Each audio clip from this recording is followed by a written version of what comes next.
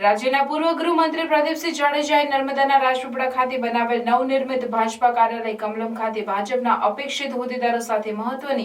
બેઠક યોજી, જેમાં છોટાઉદેપુર અને ભરૂચ લોકસભામાં ભાજપના કાર્યકરોએ કઈ રીતે કામગીરી કરવી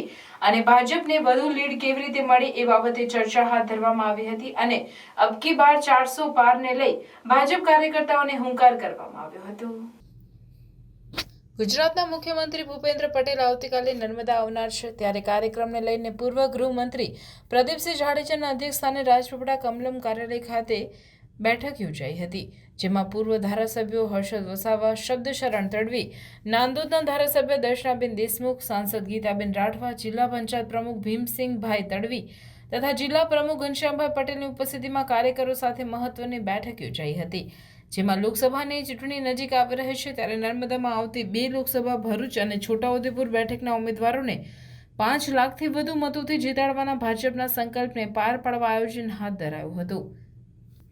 અને કાર્યકર્તાઓને માર્ગદર્શન આપવા આવતીકાલે રાજપીપળા ખાતે રાજ્યના મુખ્યમંત્રી ભૂપેન્દ્રભાઈ પટેલ પધારવાના હોવાથી ભારતીય જનતા પાર્ટી દ્વારા તડામાર તૈયારીઓ શરૂ કરી દેવામાં આવી છે। આવતીકાલે સોમવારે મુખ્યમંત્રી સવારે હરસિદ્ધિ માતાના મંદિરે દર્શન કરશે, ત્યારબાદ તેઓ સીધા કમલમ નર્મદા કાર્યાલય રાજપીપળા ખાતે પધારશે અને નવનિર્મિત કમલમ નર્મદા કાર્યાલયની મુલાકાત લેશે, ત્યારે સામાજિક આગેવાન સાથે ચર્ચા બેઠક કરશે। કાર્યાલય ખાતે સાધુ સંત દ્વારા 8 એપ્રિલથી શરૂ થનારી નર્મદા પરિક્રમા જૂના રૂટ પર ચાલુ થાય એ અંગે ચર્ચા કરાશે। પૂર્વ ગૃહમંત્રી પ્રદીપસિંહ જાડેજાએ અપેક્ષિત કાર્યકરો સાથે વિસ્તૃત ચર્ચા કરી માર્ગદર્શન આપતા જણાવ્યું કે અબ કી બાર 400 પાર બેઠકો જીતવા પર ભાર મૂકી છોટાઉદેપુરની નાંદોદ વિધાનસભા એમાં 1.20 લાખ મતોનો લક્ષ્યાંક કેવી રીતે પૂરો કરવો તેની રણનીતિ ઘડવામાં આવી હતી। આ પ્રસંગે સાંસદ ગીતાબેન રાઠવા અને નાંદોદના ધારાસભ્ય દર્શનાબેન દેશમુખ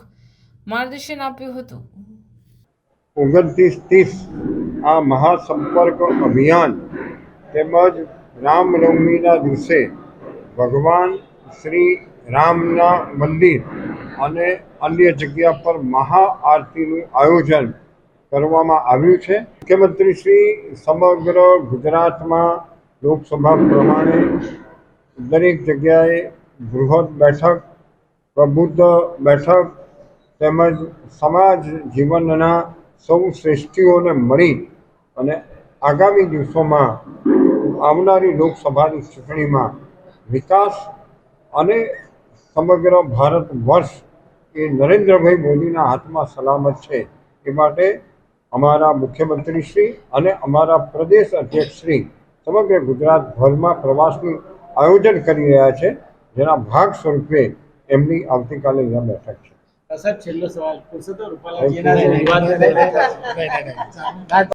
પ્રાર્થના વિદ્યાલય ભરૂચના શૈક્ષણિક જગતમાં આગવી ઓળખ ધરાવતા આનંદ એજ્યુકેશન ટ્રસ્ટ સંચાલિત પ્રાર્થના વિદ્યાલય ભોલાવ ભરૂચમાં એડમિશન લઈ આપના બાળકનું ભવિષ્ય ઉજ્જવળ બનાવો, જ્યાં અનુભવી અને નિષ્ણાંત શિક્ષકો દ્વારા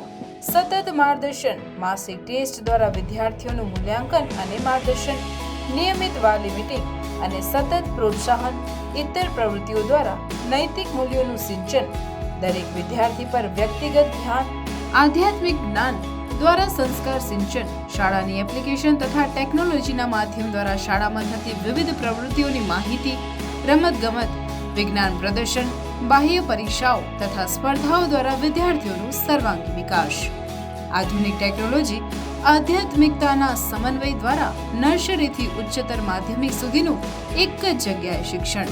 સાથે સાથે પૌષ્ટિક નાસ્તા માટેની સુંદર વ્યવસ્થા,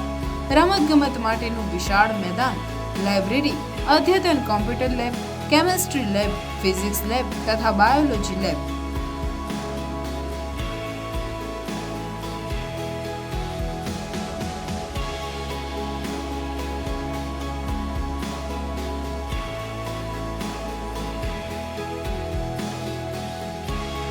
તો આજે જ આપના બાળકના એડમિશન માટે સંપર્ક કરો